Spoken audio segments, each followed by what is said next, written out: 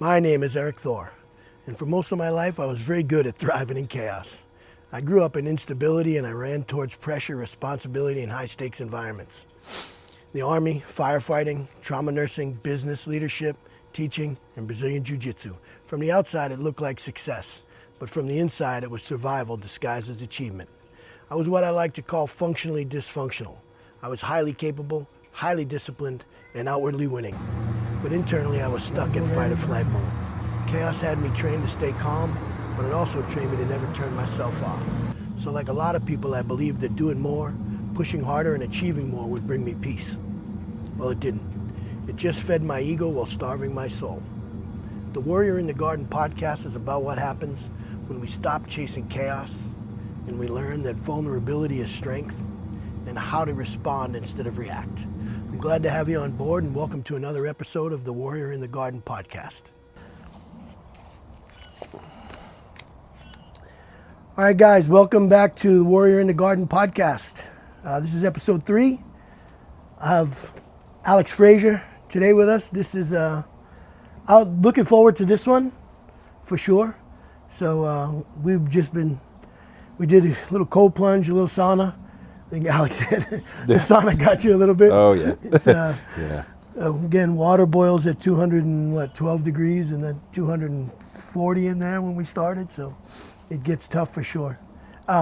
So welcome for sure. Yeah. Thank you. Thank you for having me. Yeah. Tell us, give us a little background on Alex. Yeah. So, again, name's Alex Frazier. Born and raised in Massachusetts, so we obviously have that in common. Massholes. That's right. So, western side of Mass. You know, spent my whole childhood there. After graduating high school, went to a year of prep school out in Bridgeton, Maine. It was an all-boys school, about hour and a half, 2 hours just south of the border of Canada. So there was nothing up there except for snow, football, and training. And I did that just because high school didn't have good grades. I was not at a level to be able to clear NCAA clearinghouse to play football. So did a post-grad year. From there, ended up at University of Rhode Island. That's where I got my first bachelor's degree, actually in criminal justice. It's actually criminology. Mm-hmm. It's more of a psychology base. And after that, I was like, hey, I want to get out of Dodge, get out of Mass. I moved with one of my buddies down to Bluffton, South Carolina. A couple of my friends were living down there from Mass, so we just kind of went down there, wanted to figure it out, give it a shot. That's where I met my now wife. She was living just in Hilton Head, the town over. And, from there, just a lot of moving around, back to Mass, South Carolina. I was in North Carolina for 3 years through COVID. And then, we knew we want to stay in the South. We want hot weather. We want to get to the beach, though. You know, that's where we feel most comfortable. It's really therapeutic, the beach, the ocean, being on the water. So, yeah, that's what brought me to Port St. Lucie, Florida. And then, obviously we met through jiu-jitsu. Yeah. I started training jiu-jitsu in 2013 when I was a senior in Rhode Island, because I was actually planning on going to the military. I wanted to go Army to be a Green Beret, and I was just going to go enlisted. So I was like, well, I want to start training. So I was doing Brazilian Jiu-Jitsu, Muay Thai, and Krav Maga. And out of all 3 of those, which I enjoyed all 3, I really fell in love with Brazilian Jiu-Jitsu. It was the calming effect of it, the breathing, the mental aspect. It's wild, right? Yeah, rather the than... most violent one, but somehow it's like Yes. the most calming. It was just something about it rather than just attacking a bag, that really hooked me. All the moving around through the years, just I wasn't willing to commit to a gym because I knew we weren't going to be there for long. But then getting here, finally got back into it. First started my daughter off because she was dealing with bullying, some issues at school. She needed the confidence boost. And then I was just kind of chomping at the bit, waiting for when I could start. And yeah. I can't get away from the Muay Thai. Who are you kicking with those legs? Jesus. This is horrible. I never did any sparring, so it was all bag training, or you're holding bags. There was open mats, but I never did it. So Come on over here, Jim. You're gonna spar with Alex. Oh no! Yeah. He's gonna kick me from from 4 feet away. Yeah, and that's when I was coming out of college football too. That was probably my best shape because I was still 230. I was just What position did you shredded. play? I played tight end. Okay. So I mean, I was still deadlifting 400 pounds, benching over 300, Really? and then I'm doing jujitsu and Muay Thai. So yeah, it definitely was fun at that time. Body responded to it very different So than now. what stopped you from joining the Army and becoming a Green Beret? Surgeries. So from college football, it's a degenerative condition. You probably know it, hip impingements. Okay. Yeah, so I had hip impingements in both hips, and my hips were just destroyed. I had a broken bone in the right that I was playing with. The labrum was pretty much mangled in the right. The left, it was torn. They did all the repairs. I had 3 surgeries through college, and I felt great. I mean, I was able to do Muay Thai and roundhouse kicks, but MEPS didn't think so. Yeah, I could see definitely the progressive load from the rucking. Yeah. 'Cause rucking is horrible on the hips and stuff, and this would have been rough for sure. Yeah, and I mean, just like most things, and this is why your story really connected with me, because it wasn't just something I wanted to do. I felt like it was my calling and I had to. And that really came back to like my upbringing, things I went through. So I really wanted to get in, and we appealed it. We were able to get the appeal approved. I went out to Boston, a Tufts Medical Center, and I had one of their doctors. He approved me. Still got denied. After that, I was Really? writing state representatives. I even wrote the president, senators. I mean, that was kind of one of my. What years? That was 2013 to 2014. Wow, I'm surprised. And we went through the appeal, and it was approved. So my recruiter was like, "Yeah, we're good to go." So I was just waiting for the call, and then he called me. He said, "Nope, someone in DC still rejected it." And it was funny because at URI, the ROTC guys were like, "Man, you should have told us, because we could have gotten you to our doctors, which is more personal, and Really? we could have gotten you to pass." But at that point, I was trying to let it go. I moved to South Carolina, and funny enough, I was doing security then, private security, and I met a couple guys that I was working with, and one of them was an ex-Green Beret. And the other, I don't know what he did, but he had connections, and they said, "Seriously, if you want to get in there, we can pull strings." But this guy I worked with, not military, anything involved with it, he looked me in the eyes and said, "Alex, you need to grow up. It's time." He's like, "You committed to a woman, Damn. you started a family. It's time to let that go. You said you want to go back to school for engineering. You need to pursue that." It's wild, right? That you ever see this guy now? No, Yeah. I haven't talked to him since I worked with him. He ended up quitting, and It's crazy. I have a guy like that in the book. That guy Nino, that was a fireman. I've never seen this guy again.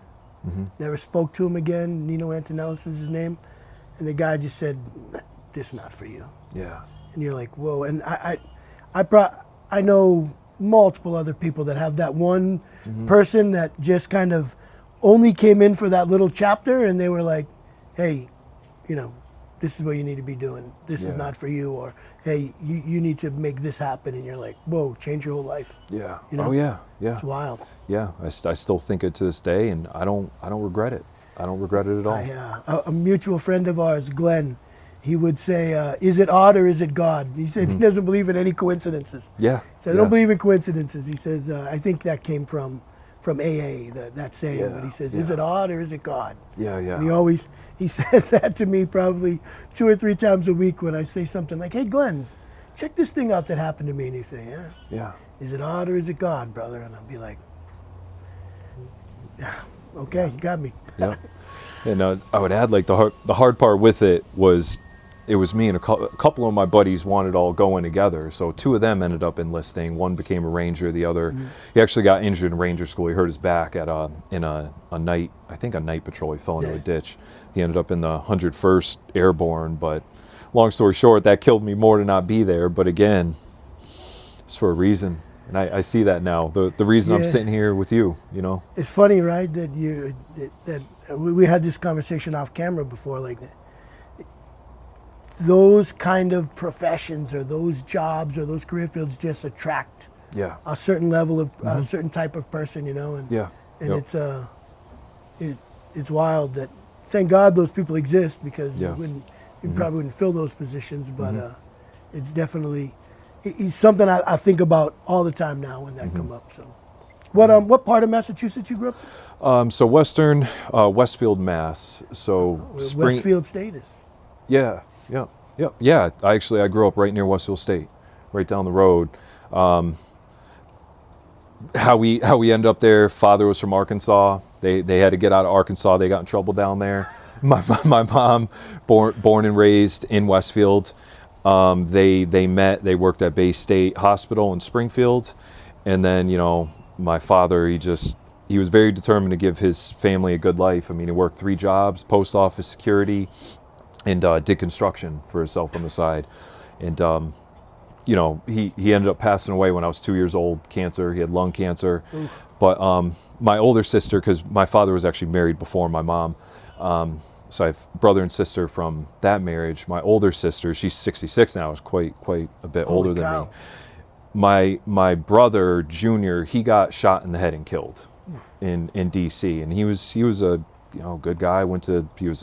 Studied econ, went to University of Maryland, just wrong place, wrong time. Yeah. And my sister swears, the cancer was in him, but it was really a broken heart. Because she said when he lost Junior, that was his first son, he was just never the same. And she just thinks he lost the will to live. So, I couldn't imagine.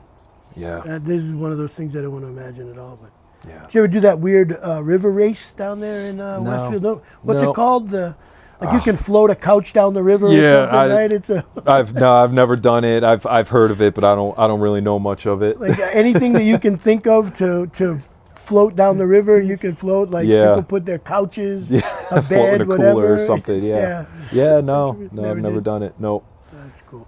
Yeah. That's I know that area. What's the Hukilau? Is that the name of there was a Chinese restaurant out there where Yep.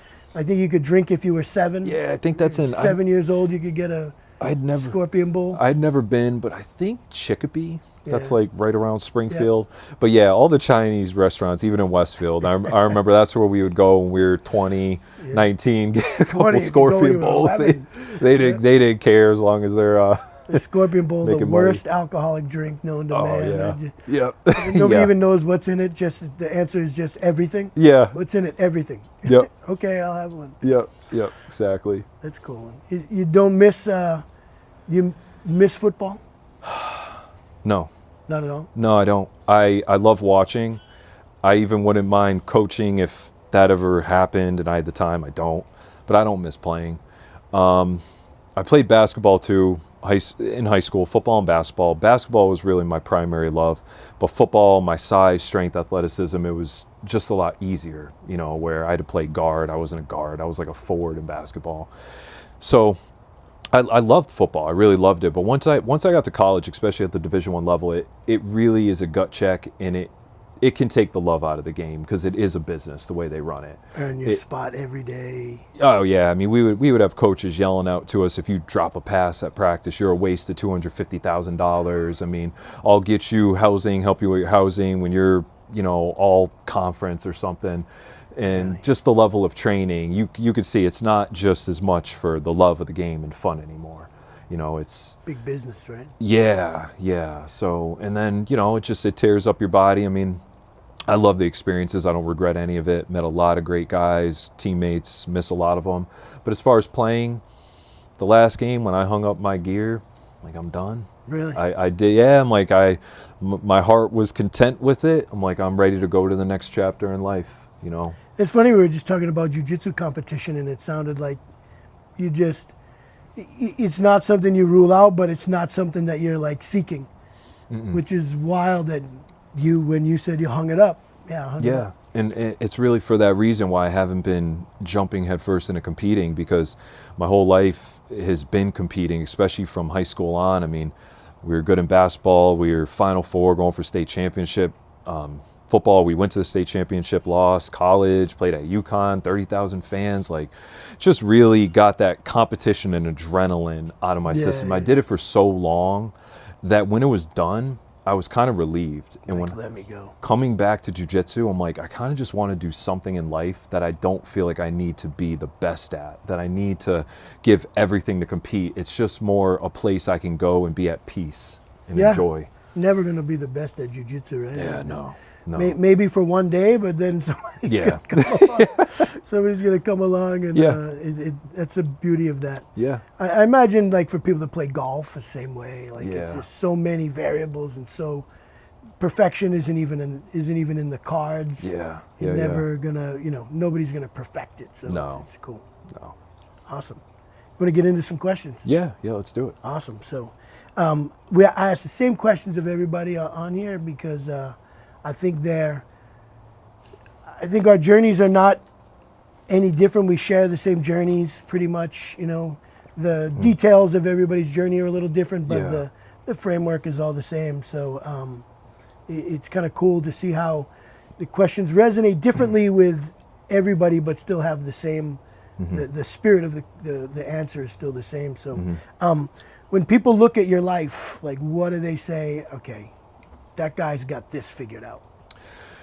Yeah, I would say probably confidence in some level of success, however you want to measure that, just based on my career and what I do, and going through my past, playing football, Division I, very, very good accomplishments.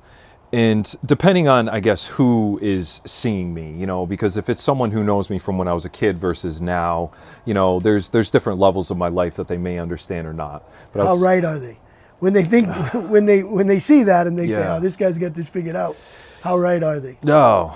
Yeah, it's 50-50. It depends I would say it depends what day, just because through all of this, college football, all these great things I've done in life, even to my career now, it's always come with struggle, an internal struggle. And that was a post, I put on my social media with getting baptized some weeks ago, where I said, through my life, I've hit a lot of good professional and career goals, but I still felt empty on the inside. And that was because I felt like it wasn't good enough, like I wasn't doing enough. It just felt like something was missing, like a drive telling me to keep doing more. But the more I did, nothing was filling it. I get a job now, Pratt & Whitney. It still just feels like something's missing. Feels like something's missing. Where does that come from? As far as the feeling emptiness? Yeah. I think it's just, it wasn't understanding how to feel content, or feeling maybe like missing love or acceptance. Because to go kind of back into my bio, I told you my father passed away. My mother passed away when I was 16. So she also ovarian cancer. And just a lot of rough things through the years. She would date these guys that were half her age, and they would be beating her, drunk, beating her, and then my uncle's family just weren't really involved, didn't really care to be involved to deal with any of it. So my mom passed away. My sister became my legal guardian. She was 19 and she was pregnant, and this was when my mom was at home on hospice. So things really changed for me, psychologically. And at that point, I kind of went into this overdrive, because everybody was telling me once my mom passed, like, you're going to do great things. You're going to do all these great things in life, Alex. So I felt like that was my destiny. I had to do great things for my town, for my friends, for my family. I felt like it was programmed in me. If I didn't do that, then I was failing.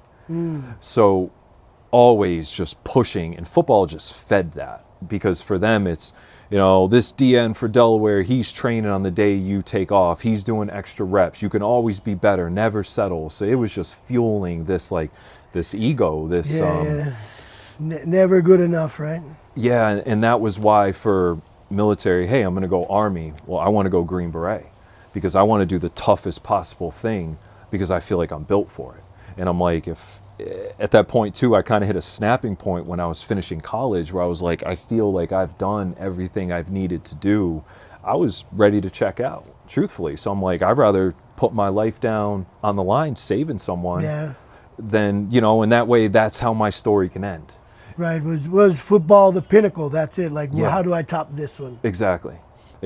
And that also led into why I went with engineering. Again, I could have just gone back and worked with my criminal justice degree, went for business, but I go for engineering. And, I'm working full time as an engineer, going for a bachelor's. That's a tough place to be. I have a friend who actually was a Green Beret, and he had to retire. Look at the cat wants to hang out.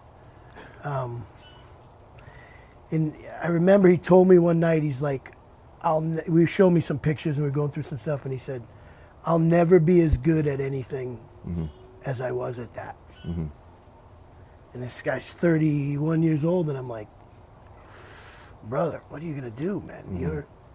You can push that cat down if you want. You're 31 years old, man. What are you gonna do? Like, you got the rest of your life to live. Like, you have little kids, and you have, man. That was just a crazy statement, but man, I can see, where that comes from, and you at a certain point you get so you proving, and then like, okay, it's two things, like, what else do I have to prove, and what else can I prove? Like, holy cow, like, have I peaked right here, Yeah.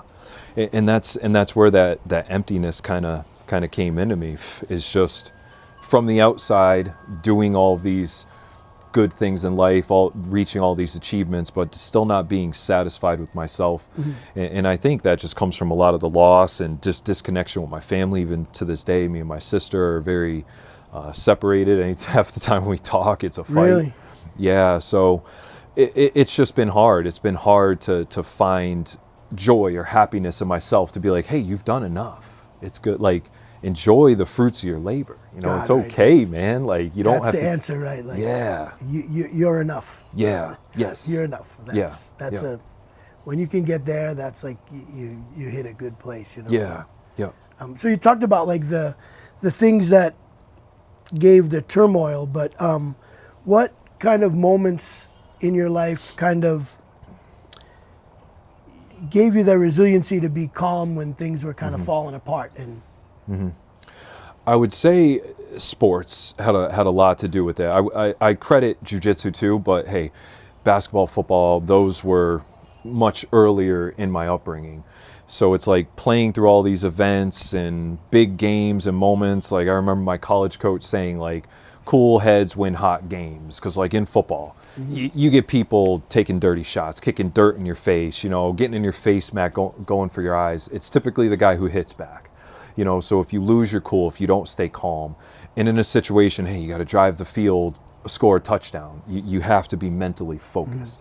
You can't let the excitement, the screaming, everything going on get the most of you. So I think a big part of it was athletics. And then I just think the other part was also just kind of my life, some of the turmoil. It's kind of taught me how to like just bag away emotions. Again, very, very similar. Compartmentalize, right? Yes. Just put things away, pain, loss, hurt. My sister going through crazy stuff with her, crazy boyfriends in the house, and still just trying to just focus and stay on a clean path. And there's that element too of like when you are calm when everything's falling apart. Yeah. That's not normal. Yeah. And people look at you like, damn, okay, how is this guy so calm now when everybody else is crazy? I'm ready to go bananas, and this guy's like calm as could be. So it's another thing of he's the man. Yes. You're constantly looking to be the man, and that's for me, thank God. I said, man, thank God there were always opportunities for that to happen. Yeah. Because if there wasn't, like, I wonder, is that like how people like then turn to drugs or something, or turn to alcohol, or because clearly, like for me, I know, man, I was addicted to being the man. Yeah. Yeah. Like I was addicted to success, to being the guy, and thank God again that there were opportunities there. But if there wasn't, like, man, would I have like start drinking, start doing drugs, start doing, because it was like, oh man, I'll run in this burning building that nobody else wants to run into. Yeah. Isn't that the same as, oh, you're gonna do one line of coke? I'll do 10. I'll show you. Like, I don't know, would I have gotten there? I don't know. And thank God I had enough success to latch onto and become addicted to it. Yeah. But I definitely wouldn't want to see the alternatives. So. Yeah, I agree. And same seems like the same for you. Yeah. Plenty of opportunities. You have 2 degrees. Yeah. And truthfully, alcohol, drugs, I definitely did my share of drinking, but I fortunately was able just to keep it to weekends most of the time, but I Probably athletics again. yeah, and that, exactly, because I knew this isn't going to profit me. You know, like even in high school, there was guys, older upperclassmen, taking steroids, trying to get me to take stuff, and I didn't even really know why I shouldn't. I was just like, I just knew not to, and I just kind of avoided drugs like that too, where a lot of my friends would be doing at a party and the heavy drinking, and I just was able to kind of keep my nose clean of it for the most part, to the point at least that it didn't make me stumble and fall too badly. Cool. You know. What point did you realize though that superpower of being able to like be calm when everybody else is falling apart? Yeah. That, oh shit, this isn't good. Like this is also costing me something. Oh man, so when I lived in Columbia, South Carolina, so we moved from South Carolina to Mass, then back to South Carolina to get back south. I was working for a company, JTech Koyo, bearing company. It's like a Japanese, I love the company, it's like a Japanese sweatshop. I mean, the way the Japanese work is if a machine breaks, they are not leaving the facility until it's running. If you're an engineer, it doesn't matter. I'll be coming to work at 7 a.m., they're walking out the building. So that was bad for me, and just for my ego, for kind of everything I just spoke on, because it was a place where you could really thrive by just working your tail off and just putting away everything, the craziness, you know, because we're talking mass production here for like Chevy, Toyota, you know, the lines down, machines are broken, and I'm just calm Millions working. of dollars on the line. Yes, but where I realized then, it was in 2017, that these things, as far as compartmentalizing, you know, any type of issues or stress, and then also this work ethic, grind, never done, never content. At that time, my first daughter was born. I'm working full time as an engineer because I had an associate's degree. I'm going for my bachelor's, so I'm waking up at like 3 a.m. in the morning to study for exams, then going into work at 7, coming home, trying to spend family time, studying till 12 o'clock at night. And it just hit me. One day I was at work and I was sitting at my desk, and I'm just like, I started getting a lot of cramps, pains in my chest. Really? And I'm like, yeah. And I end up reaching out to my high school football coach, texting him, and I said, Coach, you guys taught us to always have the foot on the gas and never let up, but you guys never taught us when should we let up. How do we know when to let up? And that was kind of that breaking point for me, where I felt like if I don't stop or change, this isn't going to end well. I'm going to end up like my parents, my daughter, only remembering me for a couple years, if that. And yeah, I mean, that was the turning point where I knew I have to change. I have to start changing this mentality, and I have to start being more outward with emotions and communicating. Because before then, I did not talk. I did not talk about this stuff I'm talking about today. No, no. Me either, brother. Very few people know a lot about me for that reason. It's a wild maturation process, right? Where you're like, holy cow, I would never talk about some of the stuff I've talked about. No, because you feel like it's like a chink in your armor, right? Like you're exposing yourself, like it's a weakness. And the more you become Superman, the less you can show that chink in the armor, you know? It's kind of that heavy is the head that wears the crown type deal, you know? Yeah. It's not easy. A lady had asked me on another podcast that I did this week about the process of writing a book, and I was like, man, if I'd have known probably what I know now, I don't know if I would have wrote it. Like, it's the equivalent of like walking into Target and you stand in the middle of the store and you just slowly start taking your clothes off, you know? You take a shoe off, nobody's watching. Take another shoe off, okay, one person's watching. Now you take your socks off, there's 5 people watching. You take your shirt off, now there's 10. And the more you go, like the more people are watching, and you're like, this is nerve-wracking. Because you're literally exposing those chinks of the armor. But I remember David Goggins, of all people, like he would famously talk about, nobody can have shit on me because I'll put it all out there. I'll give you the good, the bad, and the ugly. It's all here. I give it all to you because anything that I hold back or that I keep, or if I Yeah. don't tell you the truth on something, that's just, is more uncomfortable than to just tell you. And Yeah. once I tell you, it's gone. But if I Yeah. keep that to myself, every day that I keep it, it's uncomfortable. Yeah.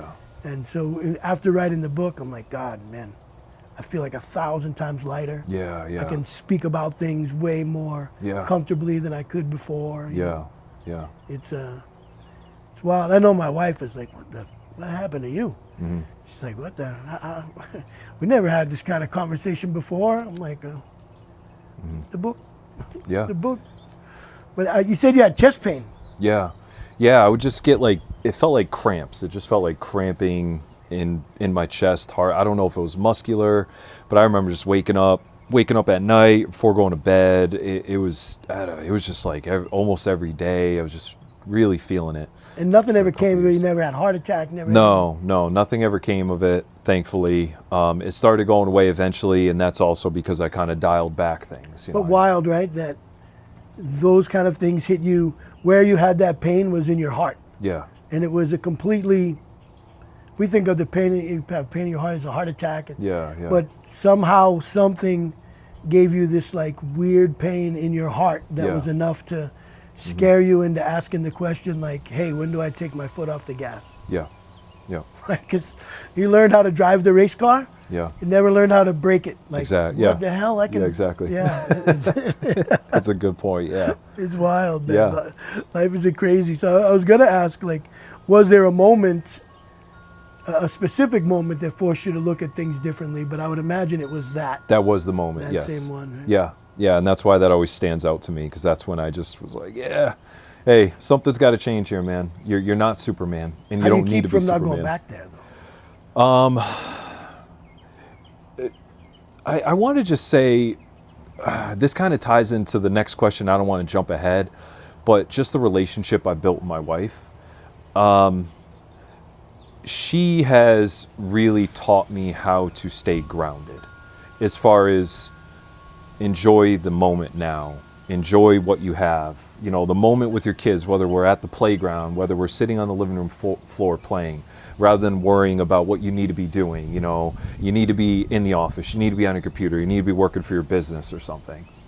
That's really taught me to help stay calm. And I'll go further in that as we move through the questions. How'd she get that background? That's just her. She's just like yes. super chill. Go with the. That was another thing, again, in your book that really connected with me, because she is the opposite of me in so many ways. She is hard on her sleeve. She's been that way since the day I met her. Hard on her sleeve. She'll cry if she needs to cry. If I need a hug or some type of compassion, she's there, where I was always closed off emotionally. Yeah. And I was the grind, work, where she was much more about being intentional in the moment, enjoying time, really appreciating moments with people, not worrying about what's not happening. So she's been working at me for years. It's taken years. It's taken years, and I'm not 100% there, but that was one of the greatest things that came into my life, because if I was with a woman who was like a go getter entrepreneur, it would have been my destruction, because I would have just been like, yeah, let's do this together, feed off each other.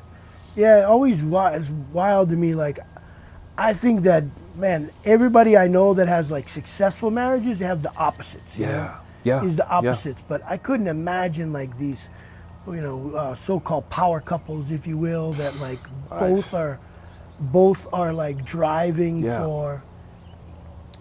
It's a freight train. My God, it's a freight train barreling with no. How do you connect? Yeah. Somebody has to be the one that has the brakes on. Somebody has to be the one that have the gas. Yeah. It has to go back and forth and flip flop. Yeah.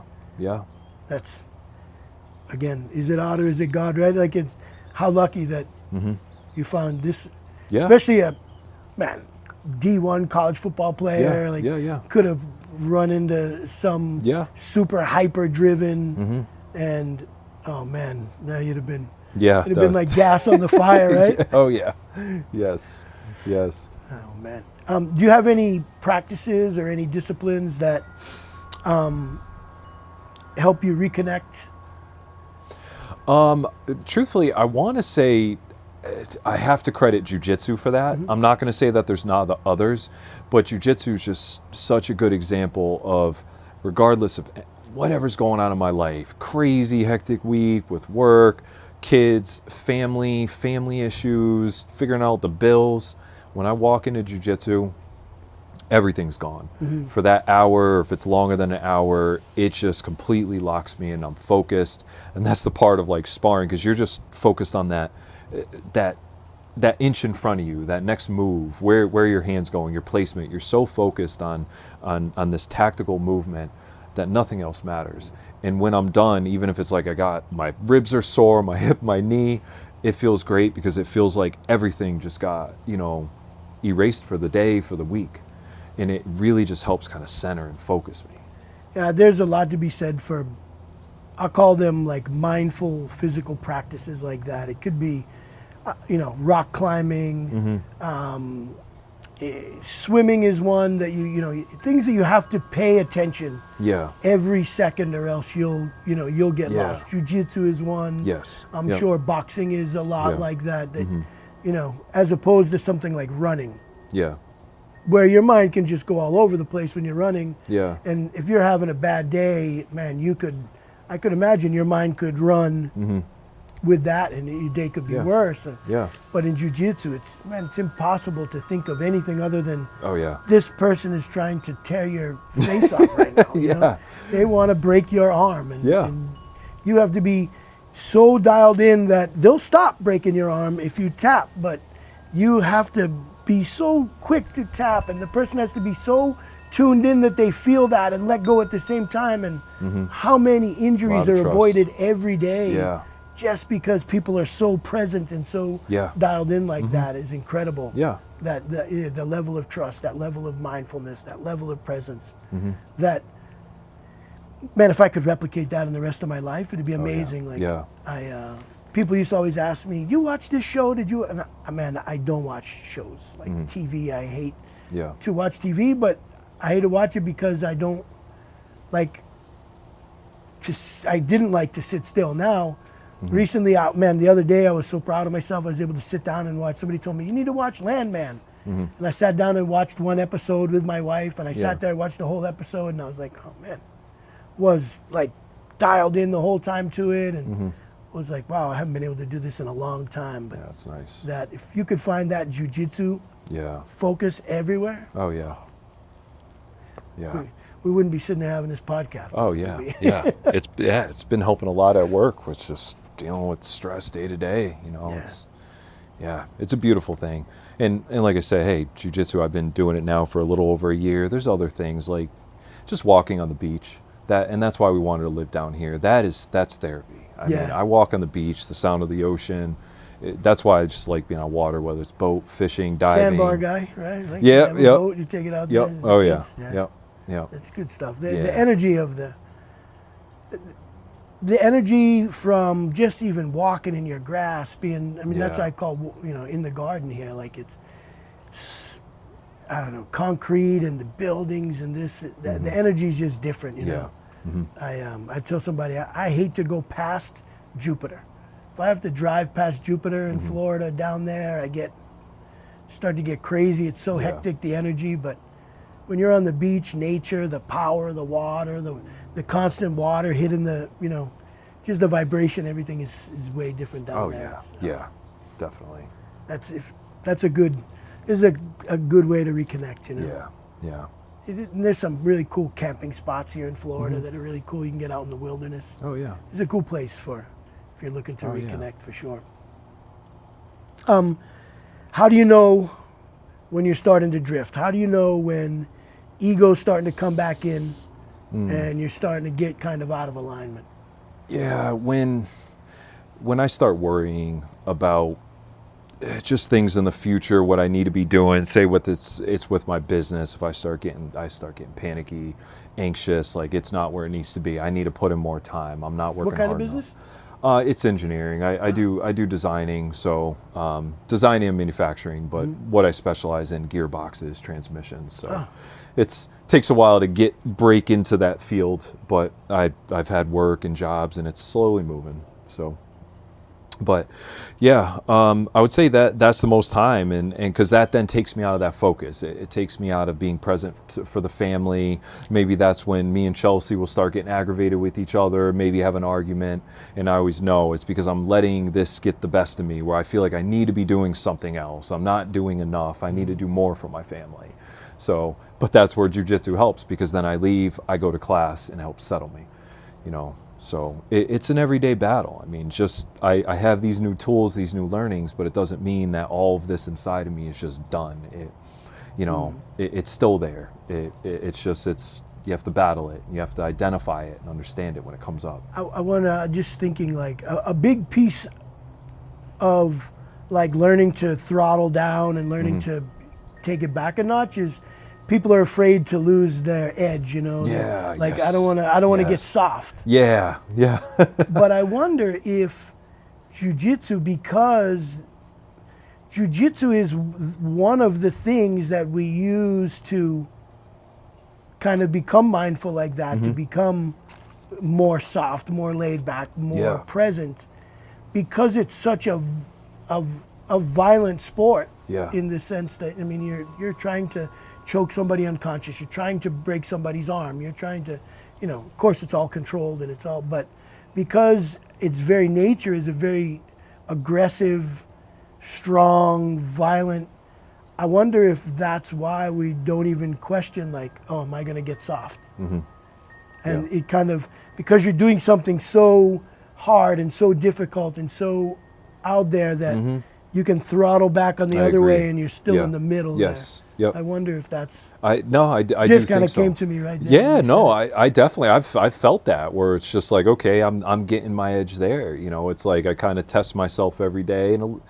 you test your toughness, because like my knee's injured. I'm still going in there. I'm still training, you know, every day that I can. You know, you're getting choked out, but you're fighting through the pain of it. Yeah, even though I'm not grinding, I'm not putting in an 18-hour day today, and I'm not, you know, I didn't stay and do 3 overtimes this week. You still have that to fall back on, that, well, I still am doing this that only 1% of the world is doing. Exactly. Yeah. I wonder if that's the case. Yeah. One of the, No, I think that's a I'm good actually point. reading a book right now called, I forget the name now, but it's essentially healing traumas through jiu-jitsu. It's the study that these two psychologists did using jiu-jitsu to heal these traumas that these people had and stuff. And so it's got me thinking of all of the therapeutic ways that jiu-jitsu could be used in, you know, because there's lots of mindful practices. Like I said, you could be rock climbing. For God's sakes, that's like the ultra mindful practice. You have to be lost in that. But less physical practices, playing the piano, playing the guitar. Imagine my wife does pottery, so I went to make a pottery class one time, and I was so locked in on that wheel and the clay and something like that. But it's not as, you know, I use the term hard as jiu-jitsu. So I wonder if it. This cat loves you, man. My wife tells me the cats always love me. Anywhere I go, it's okay. We have a couple at home. So I wonder if that's one of the magic of jiu-jitsu. Yeah. Okay, so if somebody feels strong on the outside, you know, they're able to be the calm in the storm, but they always are the storm in the calm. What would you tell them to stop chasing? I would tell them to stop chasing the material things in this world, because I think that is what drives a lot of our egos and needs to perform. Having a certain house, having a certain title, a job, your family looking a certain way, having a certain size boat. You got a boat, but there's a bigger boat. You want a promotion. You know, maybe the pay's okay, but you want to get promoted because you want the nicer desk. I think a lot of that, at least for me personally, that is the stuff that drives people in the wrong direction, where you lose yourself because you're so focused on all this material and these gains in the world, rather than just being connected with yourself, with your family, what actually makes you happy inside. And hey, maybe having a bigger boat does, you know, maybe for some people that does. But that would be my biggest advice from what I found, because most things I've wanted in life, I've been able to do, achieve. When we moved here, I said, yeah, I want to get a brand new truck. I got a brand new truck. I want to get a boat. I got a boat, but still not enough. And that's a big thing with it's still a very new journey for me, but being in church, and why my baptism to me was so important, because I finally was able to help fill some of those voids inside, because finding a spirituality side of myself has helped me connect to be like, you know what, I can love myself because God does love me. He does love me. And he doesn't care about me doing all these things, whether I'm an engineer, whether I have a new boat or not. Like, he wants us to be happy, but it's like what you said to me in end of class a couple weeks ago. Everything is by design. The skills we have, the abilities, our build, our humor, our charm, it's all given to us. You know, so it's all for a reason. Use it wisely. Don't just chase after things. And I think, like what we were talking about in the sauna today, in our society, we're so caught in that stuff where everybody just wants the things and they want the quickest path there. How can they get rich overnight? You know, and we're just losing ourselves with it. We're just losing ourselves. We're losing the focus on what's important. Yeah, the journey. There is no destination, right? The journey is the destination. Yeah. And we're so focused on the destination that we miss the journey completely, you know. And a lot of people get. I start to talk about spirituality a lot more, and it's so weird because when you say spirituality, immediately, okay, the other person now that you're talking to is going to posture some way. Yeah. And they're going, okay, this guy's either going to get woo-woo and start talking about crystals and magic potions, or he's going to go all this way and start driving religion down my throat in there. Yep. And to me, I don't see it as either way. To me, spirituality is so simple. It's just understanding that you are a part of something bigger than yourself. Yes. That's it. Yeah.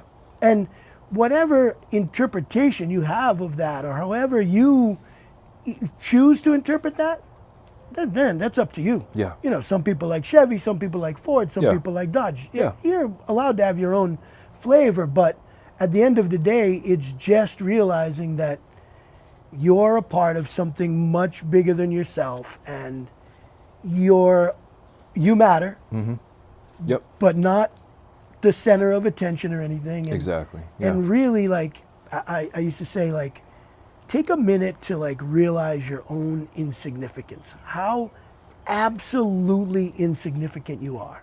There's 8 billion people on this earth. Or whatever, 9 billion now. We're a speck on a rotating rock. Yeah, man. If you drop dead tomorrow, 100 people are going to be, you know, affected. 200 people. There's 9 billion. There's people that they don't even know you exist. Yeah. Right? Yeah. Like, look up in the sky and you look at the stars, and like, I remember a guy saying that every star that you see in the sky, that's basically the equivalent of our sun somewhere else. Yeah.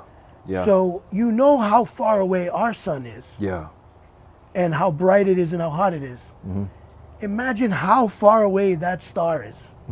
That it's the sun, but it looks like that to you. Yeah. Man, you're so insignificant, but at the same time, you're so important because you're connected with everybody else and everything else. You know, if I yell at you today, and now you go home mad, because I yelled at you, who that guy think he is, and then you take that out on your kid, and then your kid is confused because you yelled at her, and she acts up to her mom, and now her mom is pissed off, and now your wife's pissed off, and she cancels the date she had with her girlfriend to go out to dinner tonight. Now she's pissed off. Like, you're incredibly insignificant in the grand scheme of things, but at the same time, incredibly significant. Yes.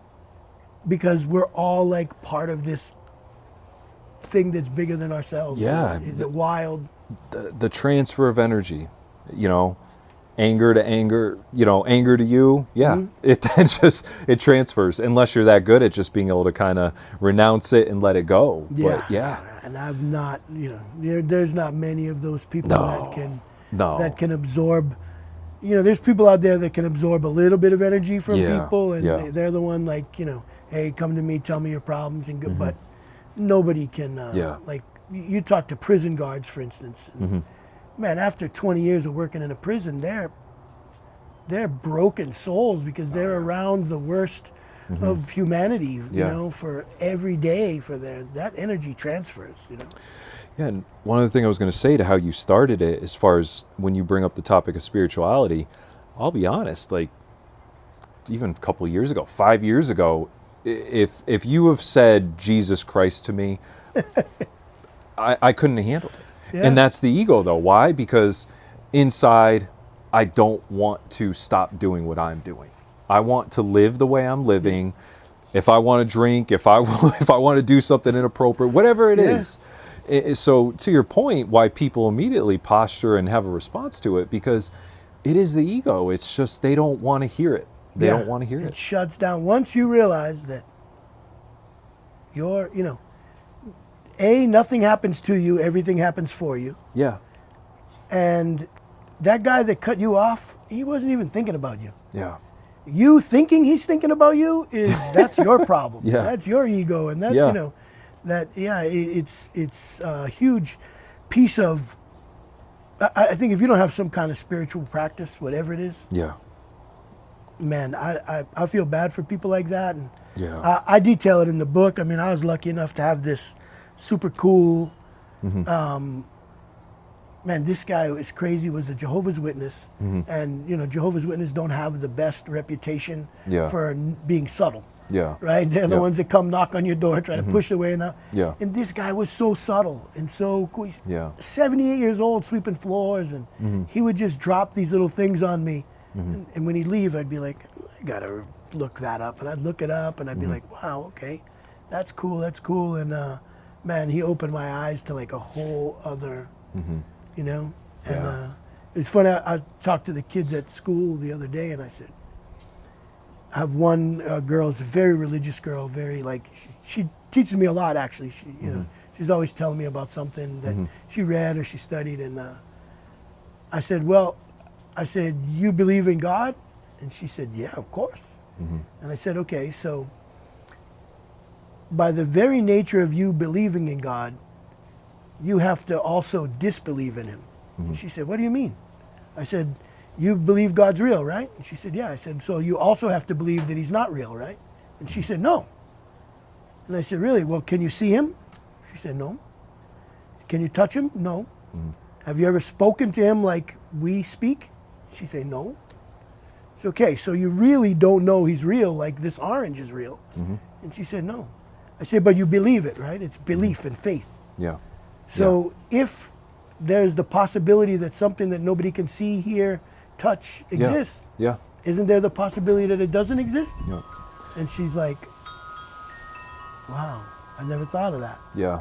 I'm like, yeah, this is the cool thing about belief. It can be whatever you want it to be, but you better have some, man. Yeah, I agree. That's really the power in it, because I'll say, since being on my journey, I question everything. Now I'm a full believer, but with being who I am, being an engineer, I question everything I read in the Bible, because we're not there. We weren't there. We can't physically see it. So I have to be able to understand it, but then it gets to a certain point where, okay, I can connect the facts together that there was witnesses, but it just comes to a point where there has to be faith. And that kind of goes with me saying, like, don't chase the material things. Like, letting God into your heart, for me, has helped fulfill that, because that faith, knowing something is there, that something loves you, or you love someone that you can't physically see. Yeah. It gives you a feeling of being content. For sure, yeah. It's like a dog whistle, right? If you bought a dog whistle, you have faith. Because you blow it, nobody hears it. But the dog can hear it. How do you know it's even working? Like, what? No, but you bought one, and but if then on the same time, if there's something that the dog can hear, that I can't hear? Is there something the dog can see that I can't see? Maybe. Yeah. I can't. If I can't prove something, I have to believe it. I have to say, man, it has to be. Maybe, maybe not, but I don't have proof of either one. Are there aliens? I don't know. I've never seen one, but I've also had nobody ever show me definitive proof that they don't exist either. Yeah, So you know what? Exactly. It's incredible, like, lack of ego to be able to just believe. Yeah. To believe. Yeah. Right? Yeah. And people say, well, but that's trust. No, it's just believe. Yeah. Like, I believe this parachute's going to open if I jump out of the plane. I believe my brakes are going to work when I step on the gas pedal. I believe that when I go to sleep, I'm going to wake up the next day. Yeah. Why can't you believe in this? Yeah. You know, it's Gotta have faith. Yeah, it's a powerful thing. yeah. Very powerful thing. Have you read the Bible all the way through? I haven't read it all the way through. Me either. So I've read it before, the sections, but we've been reading it since being, committing ourselves to this church. And our church actually just started this year a full reading Bible plan. It's like 2 years long. But so far I've gone through John, Revelations. I'm like halfway through Genesis and reading Matthew. So definitely learning a lot. Blows me away every day. Just the constant reminder of Because where I it's need to such be a focusing myself. cool. It's a cool story. Yes. It's definitely a history book, right? Yeah. Yes, I love that part It's of a it. history book. Yep. In some way, shape, or form. Whatever you believe in, you can't deny that there's not history there, because we know the people mentioned in it actually existed. Like, somebody could debate whether Jesus is the Son of God, whether he's whatever, no problem. I don't have any problem with that, but we can't deny that he wasn't a real person, that he was, we know he died around this time, we know he was born around this time. Yeah. You know, we know that Pontius Pilate was the Roman emperor at the time, I mean the Roman governor at the time, so we know all those things, but then there's the aspect of this thing was written like thousands of years ago in a language that's gone. Yeah. And probably Jonah didn't live for 7 days inside a whale, but the message still stands, like the message from that whole thing. Okay, I get it. I get the concept. It makes sense. Yeah. But like, where in the translation, when it went from, Sanskrit or whatever it was written in, into Aramaic, into Hebrew, into Greek, and into, Latin, then to English, like, where did what's the real story? Like, I don't think we could say that we know the real story, because anything translated that many times is going to lose some, but man, it's such a cool historical story. Yeah. Oh, yeah. If you can, if you're open-minded enough to kind of read between the lines. And the parables that are in there are like super cool. And, oh, yeah. I would love to be able to read it from cover to cover, but it's a tough read. Yeah. It's tough. It's like you're 3 lines, and then you're like, wait, what does that mean? Yeah, and if I read, like, the way our reading itinerary set up is you really read like a chapter or 2 a day, but even just reading 2 chapters, I mean, I could read 2 chapters quick, but then it's like I'm not walking away with anything if I don't focus. So I got a million questions right now, right? Yeah. It's cool. It's I'm glad that I kind of started to, I've always been fascinated by religions anyway. I think religions are super cool, in the sense that they're so similar. Like they all have, like, beside the pagan ones, I'm talking the big 5, you know. The big 5 all worship one God. Like, they all believe in a God. And then they all have like an emissary, like there's a Jesus type character in everyone. And Jesus himself shows up in the Torah, he shows up in the Quran, he shows up in the Bible. There's all these really cool, like, connections between them all. They all have like the same tenets, live a good life, but they're all so different at the same time. So to me it's super fascinating, and I'm very grateful for this guy that kind of got me, this old janitor, Benny, that kind of got me into that again, and who knows where it'll take me. I don't people say, well, do you believe in this now? I said, no, I believe the same things I believed. I just have a more refined, and I think if you commit to any one thing, you'd be, if you went full on in on any one thing, you'd be cutting yourself short on, Yeah. you know, everything has to be read with skeptical belief, and it's such an awesome thing to be able to do. And with an engineer's mind, especially, like, okay, yeah. I'm building this for it to break, so let me reverse engineer it at the same time. So we're gonna have a cat fight on set. So. They don't like each other too much, huh? It is. All right, cool. Well, we went the whole gamut there. I open it up at the end for one question if you want to ask Okay. me a question. Yeah. Let me. I wrote it down. I'm ready. Let's go. Let me. This is my I got favorite 3, part. so let me decide which one. All right, I like this one because we were kind of talking on it earlier. What are the most important lessons you've given to your kids based on the challenges that you face through life, and all the different careers you've gone through, what you've dealt with ego, with drive? What do you think that would be? So what are the lessons that I tried to Yeah, give what are them? like I guess some of the more important lessons, if you had to choose a couple, like principles for them to carry in life, especially based on maybe the mistakes you've learned or the knowledge you've gained throughout life through your shortcomings?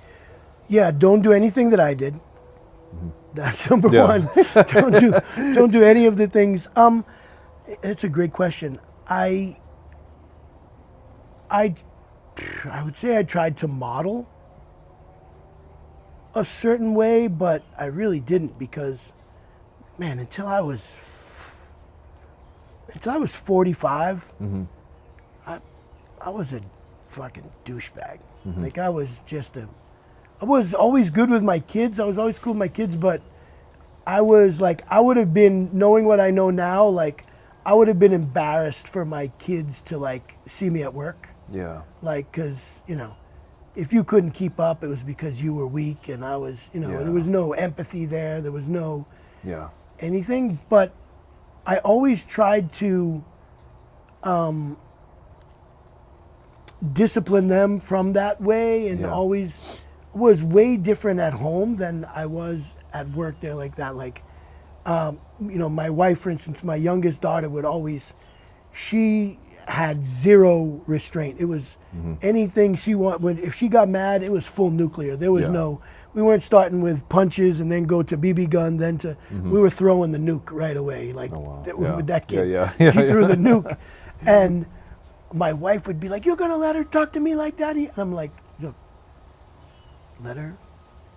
She just ran in her room, slammed the door, watch. She's going to come out in 5 minutes." And I would give her that grace. And 5 minutes later, she'd come out, "Hey, I'm sorry. I was out of line. I shouldn't have done that." And, Yeah.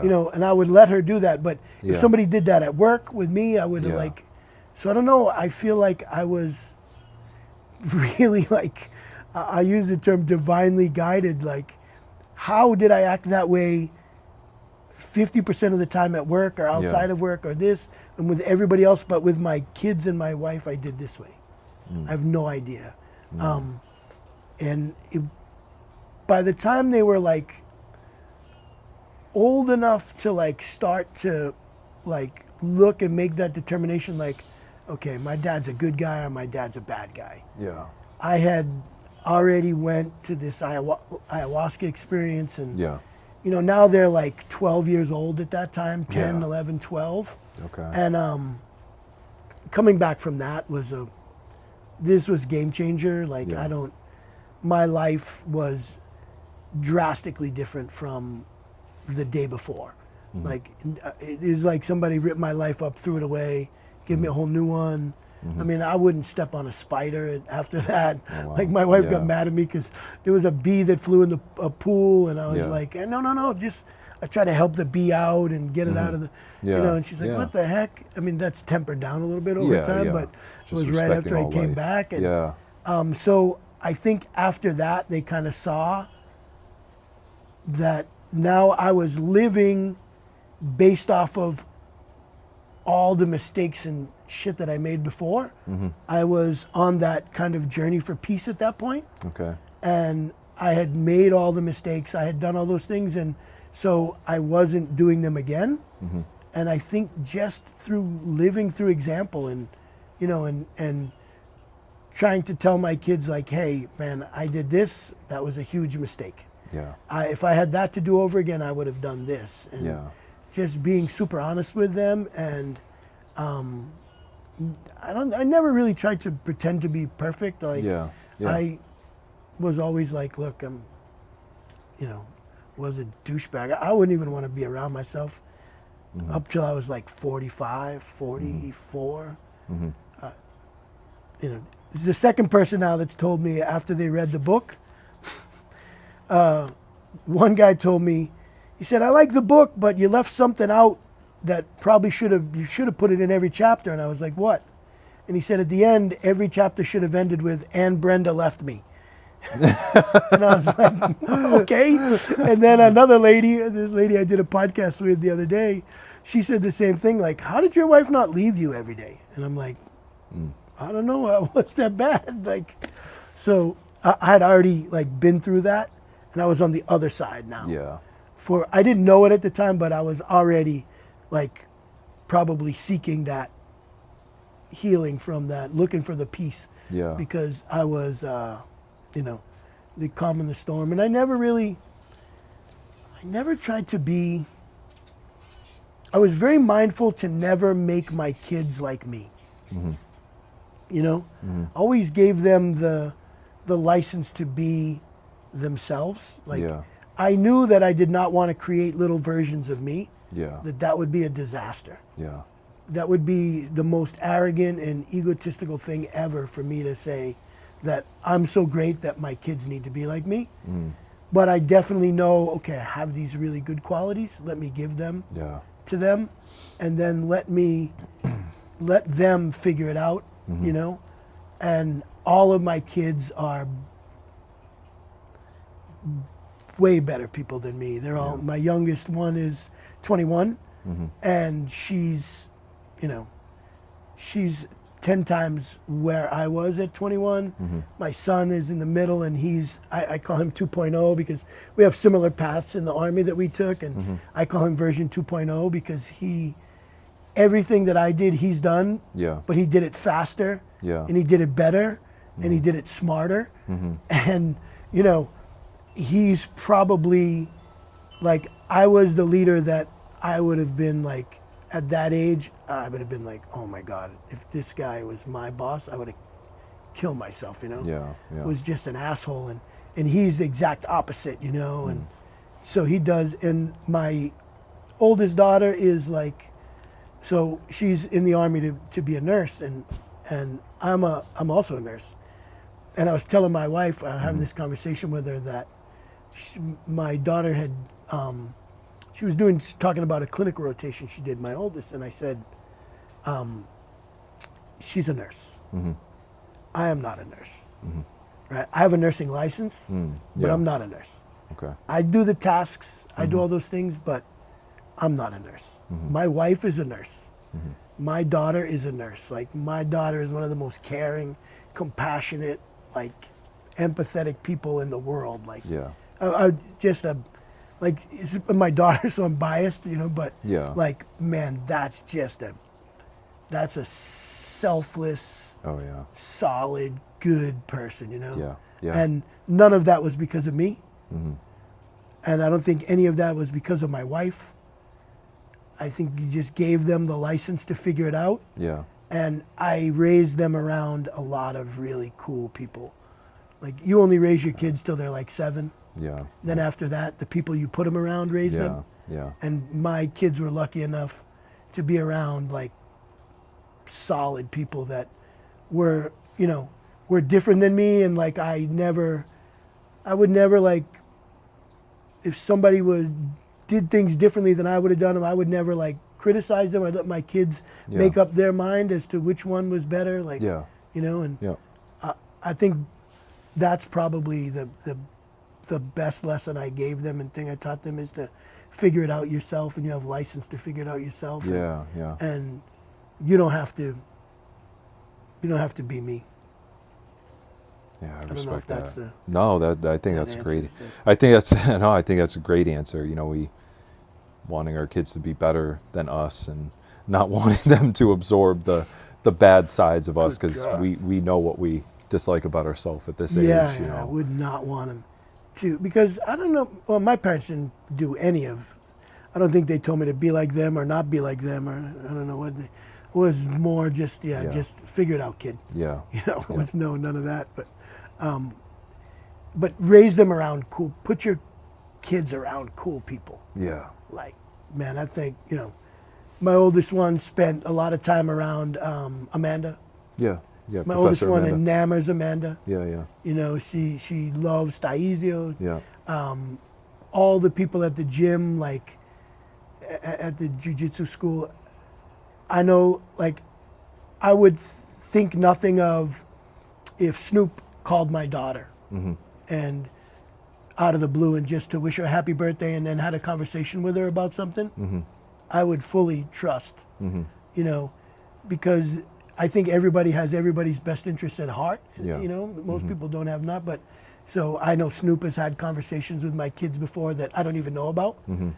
And it's always helped them because they've been like, yeah, I talked to Snoop about that and he told me, you know, or put them around cool people. Yeah. There's way better people than me out there, for sure. So, and I never put them in a box, really. Yeah. Okay. Oh, thank you. Yeah. That was a great answer. I appreciate it. Awesome, man. Well, we wound it up. That's and you read the book, right? You read the whole. Oh yeah. Yep. My it was right after Christmas. My wife went up to Ohio because her grandma or her mom wanted to see the grandkids. So I had some downtime and I just went to the beach one day with my chair, and I didn't intend on reading it cover to cover, but once I got a couple chapters in, I mean, I was hooked. It was Awesome. really great story. So yeah. I'm glad.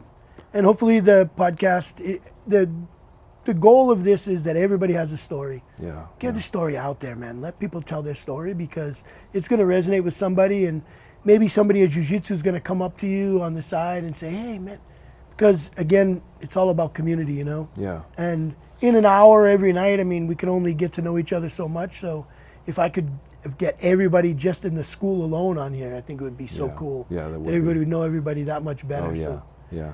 Agreed. Awesome, man. I appreciate you coming on. Hey, thank you It for was having cool. me. I really appreciate You it. killed the ice bath like nobody's business. Oh yeah. Thank You fit in there, which is wild to me. You fit in there. That was awesome, and you handled it like a champ. You were very stoic about it. I'm glad that you told me you were struggling in the first couple seconds because I was like, your face didn't move. You were just like.